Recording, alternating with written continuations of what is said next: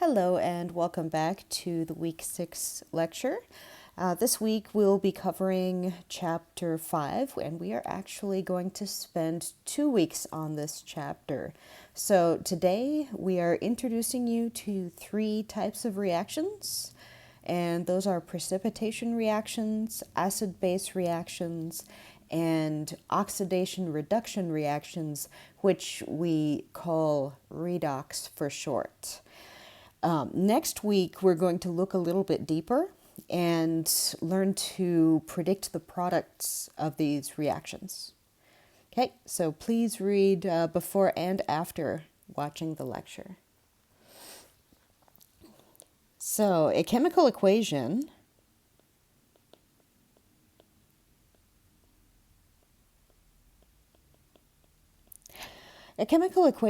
is an expression to describe some sort of transformation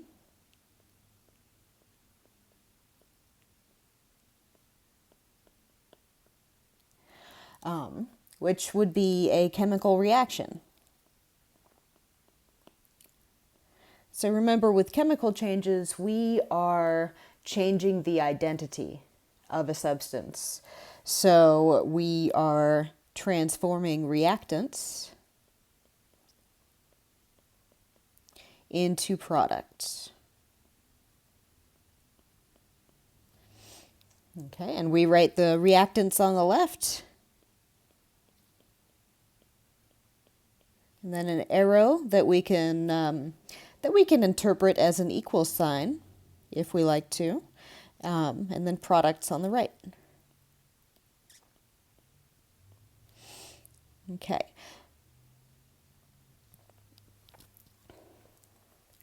So, in every reaction that we're going over in this lecture, the products are given. And so what we're going to observe is an unbalanced equation.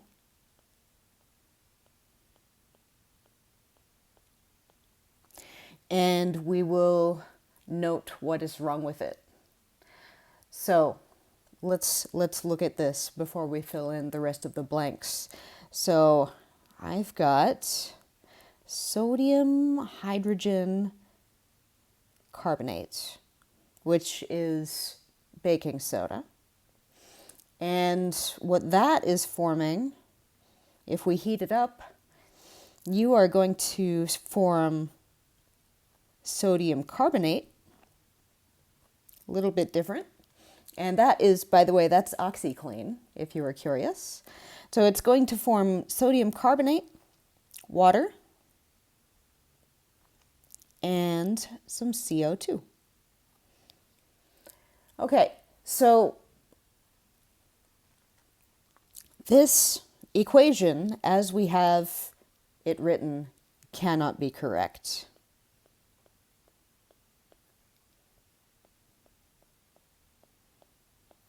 Okay, and this is because of the law of conservation of mass.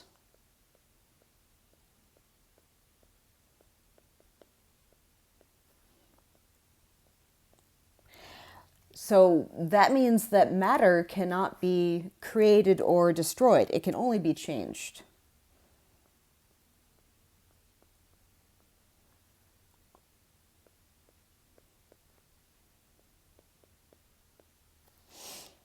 Okay, so notice I have one sodium atom on this side, and I have 2 sodium atoms on this side.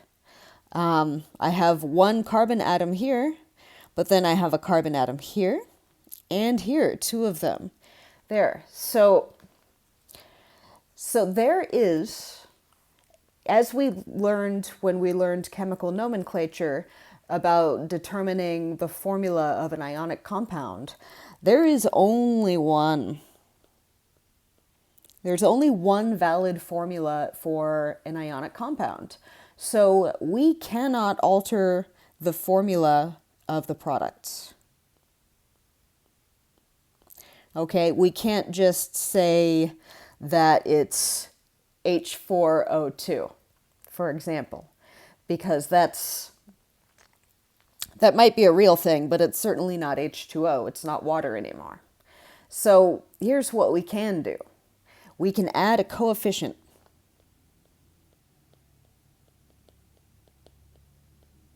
You can add a coefficient before the chemical formula of any species.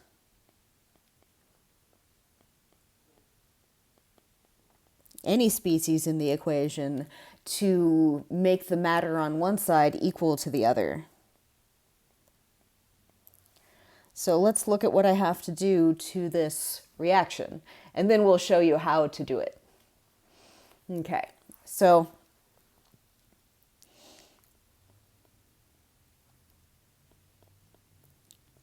we'll write it again.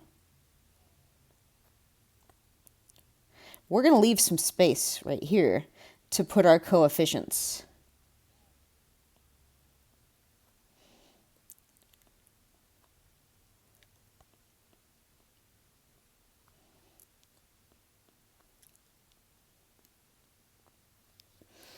Okay, and so I'm going to kind of break down what I have on either side. Okay.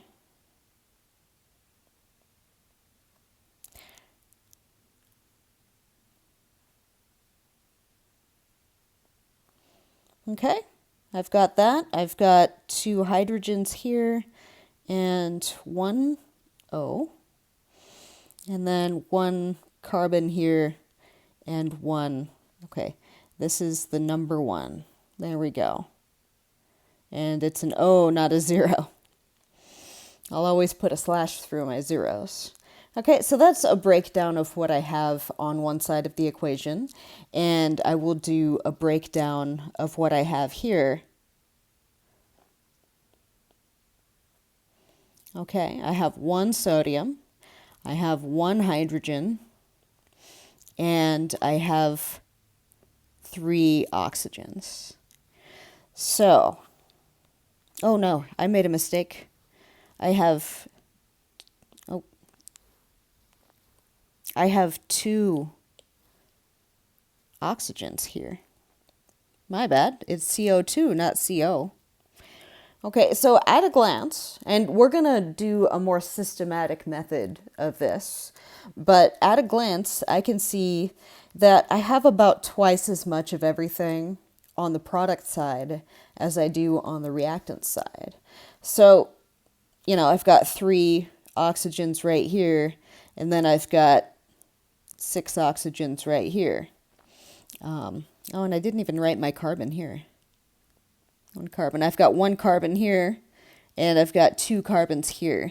So if I just put a 2 right before that sodium hydrogen carbonate, then that covers everything.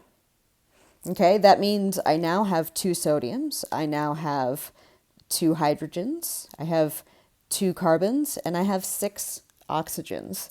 And that matches everything up, and the conservation of mass is obeyed. Okay, so let's look at how we're doing this.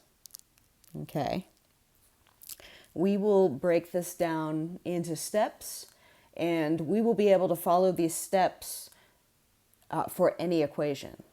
Okay, so we're balancing an equation. To balance an equation,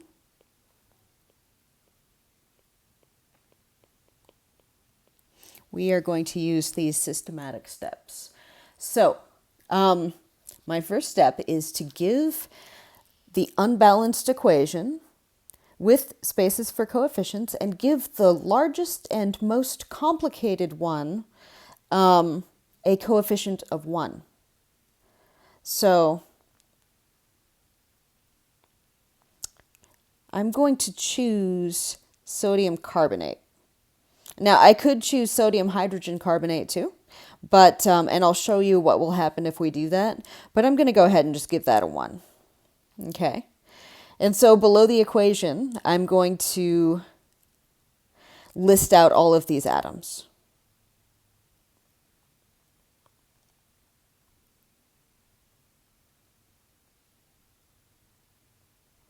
And now I'm going to go 1 element at a time to compare it to the other side.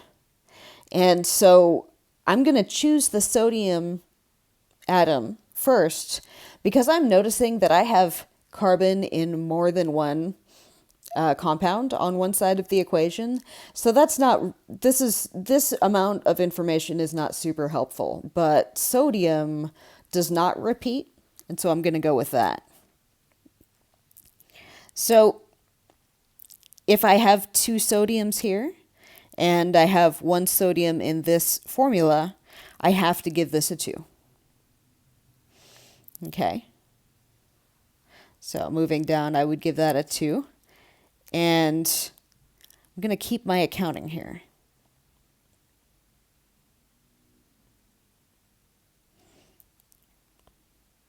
Okay, but now that I've already given my sodium hydrogen carbonate a 2, I'll make a list of everything there. Okay, and then 3 O's. Oh, and I keep not putting the carbon. Okay, so sodium is cool. Check mark. Sodium is balanced. So now I'm going to take something from the reactant side of the equation and compare that to the other side. And one thing it is not going to be is oxygen. I have oxygen in all 3 of my species on the product side of the equation, so I'm going to choose something else. I'm also not going to choose carbon because I have it in 2 places, but hydrogen only appears once. So let's balance the hydrogen. But it looks like it's already balanced. I've got 2 hydrogens here, 2 hydrogens in this formula, so I'm going to give it a 1.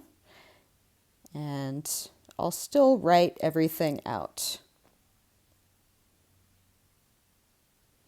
Okay, so now hydrogen is balanced. Okay, so if I have, oh, and I made a mistake. Let me just erase this. I hope you're using pencil. I'm so sorry. This is 2 carbons on the reactant side of the equation right here. Okay, so that gives me the correct information. So if I have 2 carbons here, but I only have 1 carbon here, but I also have 1 carbon in my CO2, then if I give that a 1,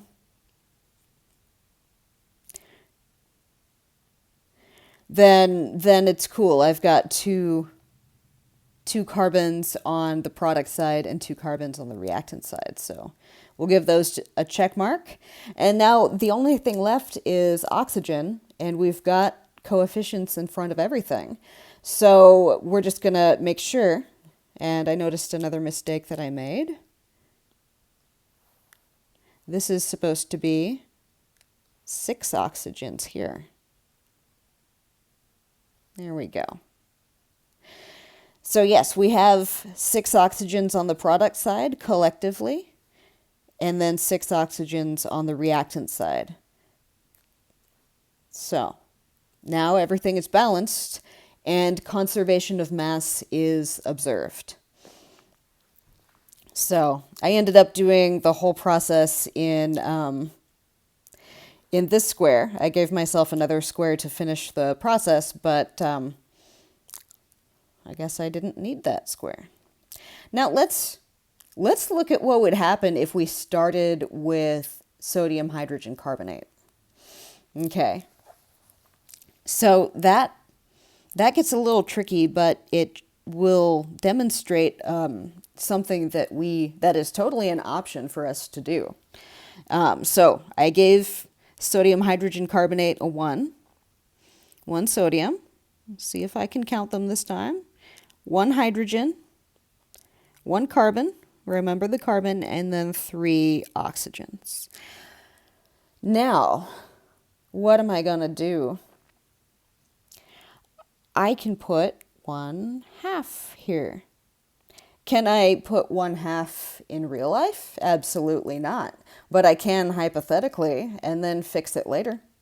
So if I have 1/2 of a sodium carbonate, I have 1 sodium. Okay, I have half a carbon, and I have 3/2 of an O. Okay, so if I have only 1/2 of a carbon on the product side and I've got one carbon on the reactant side, I'm going to have to give this a 1/2 as well. So that'll give me a 1/2 carbon. Okay, and 1 oxygen. But actually a better way to say that, since we're doing these fractions, is I'm going to say 2/2. Okay, still means 1.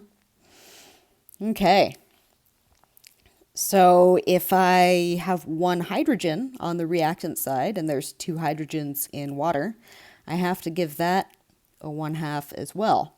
And so that will give me 1 hydrogen. And then 1/2 of an oxygen. Okay, so 3/2 plus 1/2 plus 2/2, that is 6/2, which is 3. This is 3 oxygens total, which matches my reactant side, so we're good. But now we have to take an extra step. We're not good. We have to multiply this whole thing across by 2. And then we will end up with whole numbers. We will end up with this being 2, this being 1, this being 1, and this being 1. Just like we had on the previous page. So that is a valid method. If you have an odd number of oxygens, sometimes it's necessary. It happens if you need an odd number of oxygens, but you're dealing with elemental oxygen, which is O2, then you pretty much always need to use a fraction. Okay, so let's talk about some types of reactions.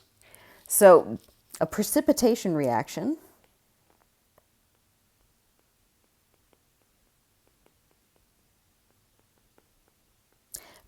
A precipitation reaction is the formation of a solid from 2 aqueous solutions.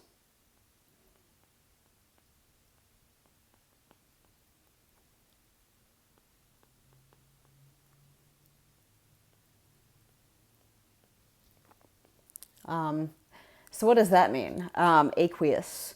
So, oh, I put it in the wrong place. I apologize. Okay, so what does that mean? Aqueous is just another phase of matter. And we're going to have some abbreviations for those phases of matter. So aqueous just means dissolved in water.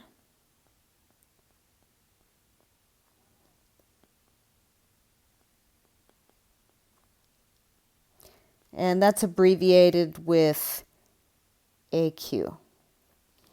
Okay, and then solids, liquids, and gases you're already familiar with.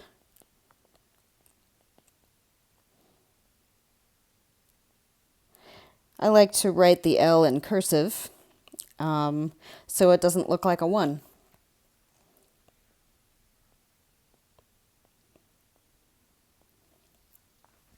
Okay, so we're going to be using these abbreviations to show the phase of matter for each species in the reaction. So let's look at what's the evidence of a precipitation reaction happening. So you've got 2 aqueous solutions. If something is dissolved in water, it's going to be clear. And you've seen this in lab. You'll be able to see through it. It might be colored, but you can see through it. Okay, so you're taking 2 clear solutions, putting them together, and then you'll observe a cloudy suspension.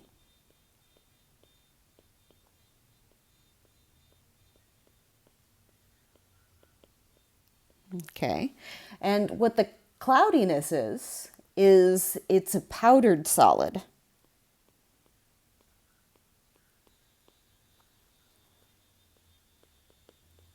And it's just floating around, or in other words, suspended in the liquid.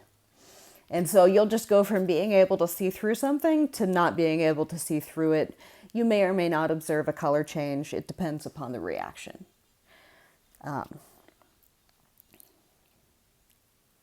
And so how do you identify which product is going to be solid and which product is going to be aqueous? So we're identifying the precipitate.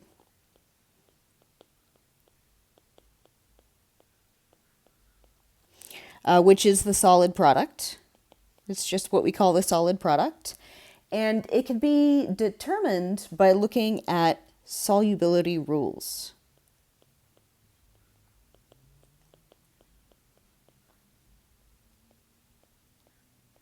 Okay, and those rules are in table 5.1 of McMurray. So let's look at an example. And this is an unbalanced equation. So we are going to go ahead and balance it for practice. So I'm going to put my line here. Okay. And I have some options as to who I want to start with. But I'm thinking it's going to be at the end here, this magnesium nitrate. I'm going to give that a 1 and see what happens. So I have 1 magnesium and I have 2 nitrates. Okay, I am not breaking up this polyatomic ion. I'm treating it as its own unit and I'm keeping it together. So let's compare this to the formulas on the reactant side. If I have 1 magnesium here, and there's 1 magnesium in this formula, I can give that sucker a 1 too. Let's do our accounting. So we have 1 magnesium and 2 chlorides. Okay, magnesium is balanced. Check mark. Let's look back at the product side. If I have 2 chlorides on this side, on the reactant side, and I have 1 chloride in the product, I will have to give this a 2. So that'll give me 2 silver and 2 chloride. Chloride is balanced. Check mark. Okay, now if I have 2 silvers on this side, on the product side, and there's 1 silver on the reactant side in the formula, I'm going to give that one a 2. So I have 2 silvers and I have 2 nitrates. So silver is balanced. And then nitrates, our last thing, we've got 2 and 2. So those are balanced as well. Okay, now we know that we're starting out with 2 aqueous solutions. So I'm just going to add that to both of our reactants in parentheses.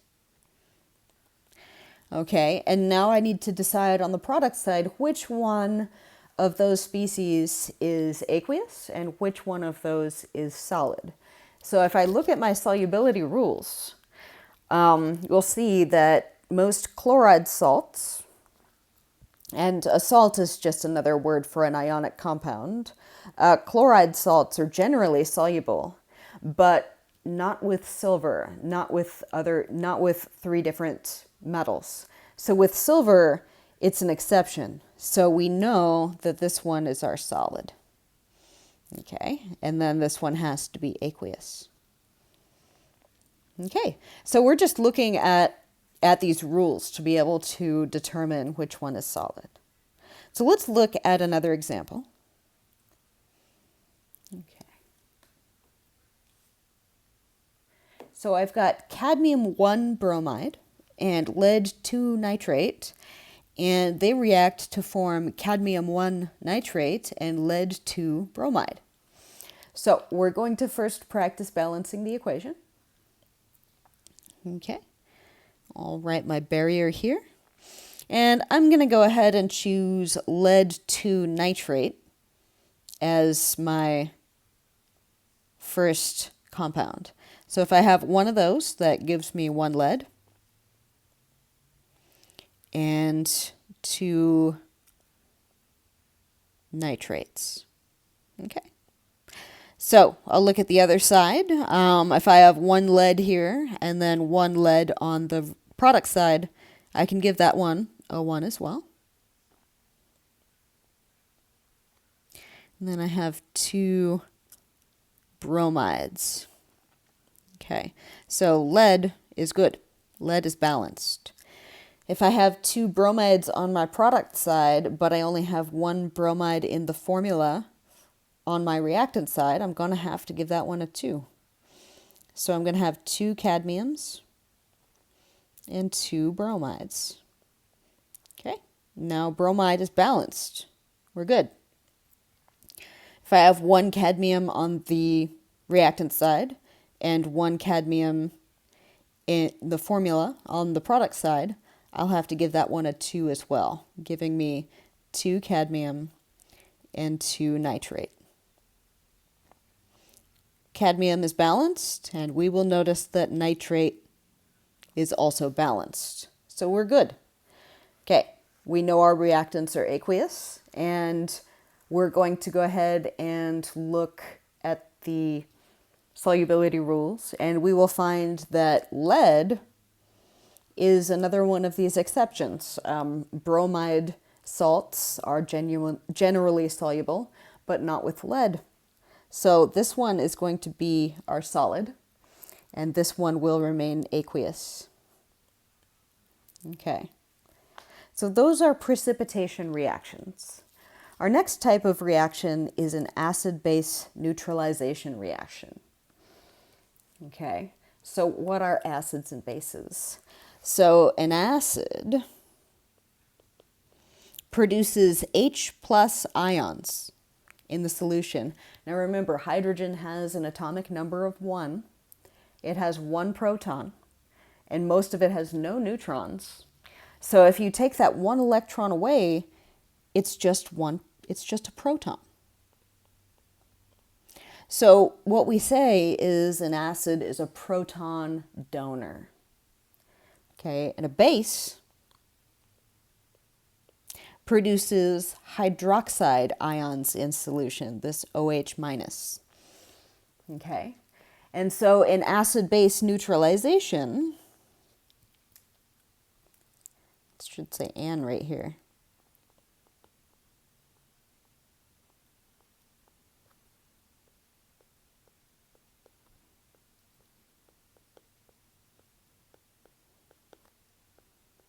So a neutralization always produces some liquid water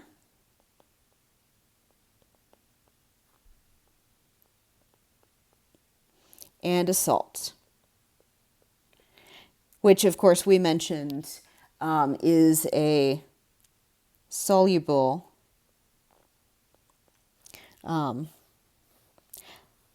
ionic compound.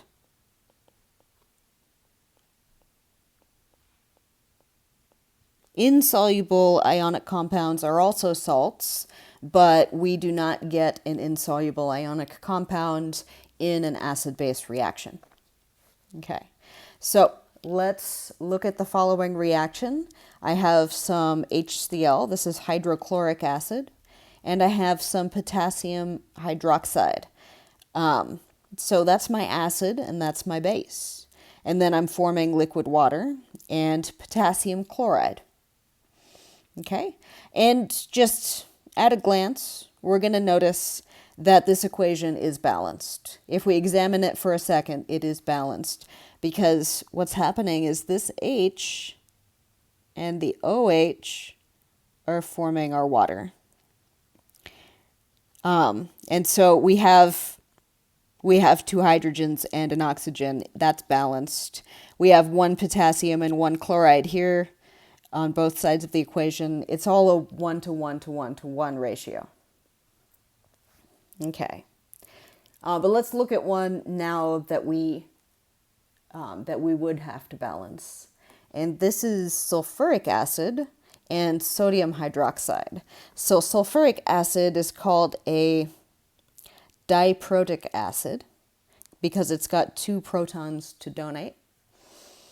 And so we're going to form sodium sulfate and water here. So let's go ahead and practice balancing equations. I'm going to pick my sodium sulfate as my first. So that gives me 2 sodiums. It gives me 1. Sorry.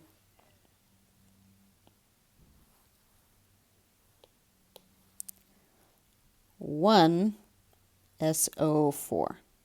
Okay, 1 sulfate. Okay, I've got 2 sodiums here. On the product side, I've got 1 sodium in the formula on my reactant side, so I have to give it a coefficient of 2. And that will give me 2 sodiums and 2 hydroxide ions. Remember, we're not splitting that up. Okay. Oh dear, what did I do? I did not mean to do that. Okay, so sodium is balanced. Okay. I kind of don't want to deal with the hydroxide just yet because it doesn't actually appear in the same form on the other side. So I'm just going to go with my sulfate. If I have 1 sulfate on the product side and 1 sulfate in the formula on my reactant side, I can give that a 1. And that will give me 2 hydrogens and 1 sulfate. Sulfate is balanced. Now let's look at these. H and OH. HOH is the same as H2O. So I've got 2 H2Os. That gives me... Now let's look at it this way for a second. I can look at it as 4 H's and 2 O's. Or I can say 2 H's and 2 OH's. So either one is valid, whatever makes sense to you.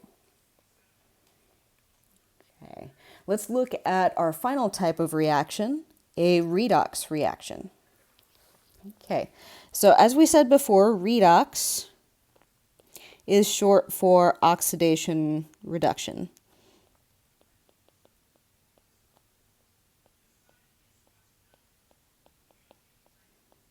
What does that mean? So oxidation is the loss of electrons.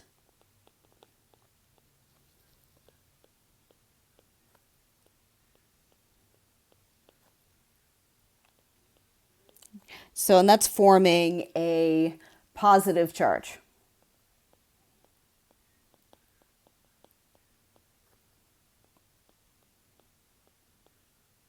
It's causing a more positive charge. It might go from a negative number to another negative number, but it's still going up. Okay. So whenever a cation forms, that is oxidation. And so reduction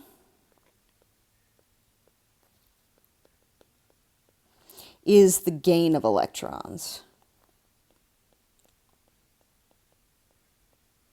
forming a more negative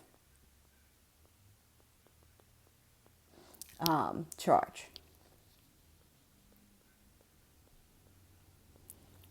Okay, and this type of reaction typically occurs between an elemental and ionic species.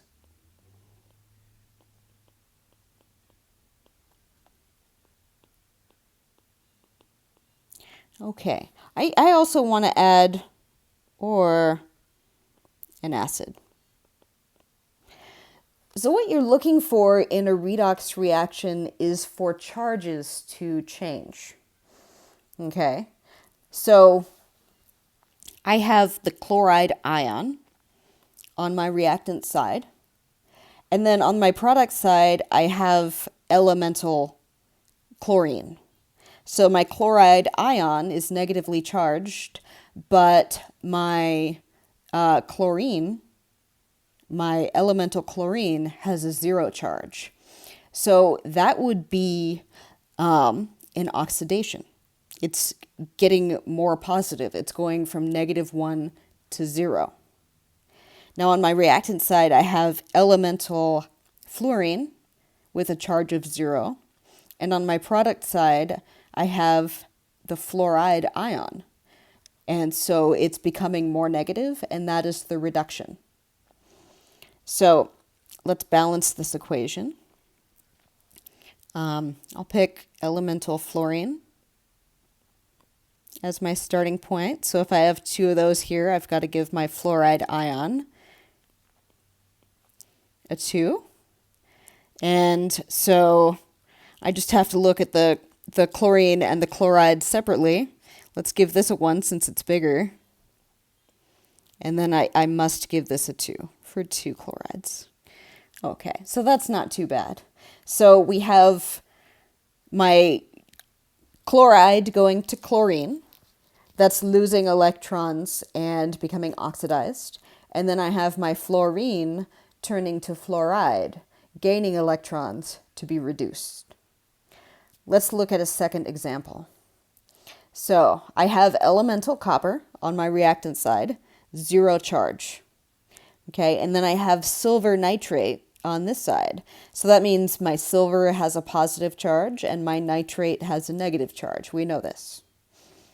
Okay, and then that's going to form copper 2 nitrates, which of course means it's copper 2 plus, and elemental silver, which has a charge of 0.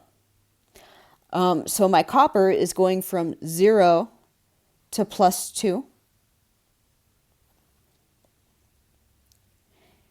The charge got more positive, so copper is being oxidized. Silver is going from a +1 to a 0. It is being reduced. It is gaining electrons. So let's balance this equation. Okay, we'll start with our copper 2 nitrate. Give that a 1. That gives me 1 copper and 2 nitrates. Okay, if I have 1 copper here, I have to give this on the reactant side a 1, giving me 1 copper. Copper is balanced. Okay. I have 2 nitrates here and only 1 nitrate in the formula on the reactant side, so I must give that a 2. So I will have 2 silvers and 2 nitrates. So nitrate is balanced. And then finally, if I have 2 silvers on the reactant side, I'm going to have 2 silvers on the product side. Silver is now balanced. Okay, so my copper went from 0 to 2 plus, being oxidized, and then I have 2 silver ions with a +1 charge turning into 2 silver ions with a 0 charge, being reduced. So notice that my charge is the same on both sides. I still have a 2 plus charge on both sides. What happened to the nitrate, though? Nothing happened. Nothing happened to the nitrate. Okay, if you look at it in a compound with silver, we know that nitrate is a -1 charge, and it's behaving that way in its compound with silver, and then it behaves as a negative charge with our copper 2 plus. So it did not change charge at all, so we don't need to worry about it. It's called a spectator ion, and we will talk more about spectator ions next week. Okay, so how do you recognize a redox reaction? Okay, you're going to notice the disappearance of the original reactants.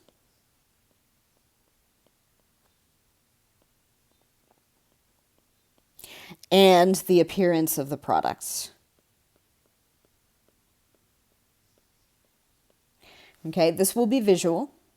And this can be shown as one metal being replaced with another. So if in the reaction up here, I would put a copper wire into a solution of silver nitrate. And if you look at figure 5.1 on page 146 of McMurray, what you'd end up seeing is the copper being replaced with silver.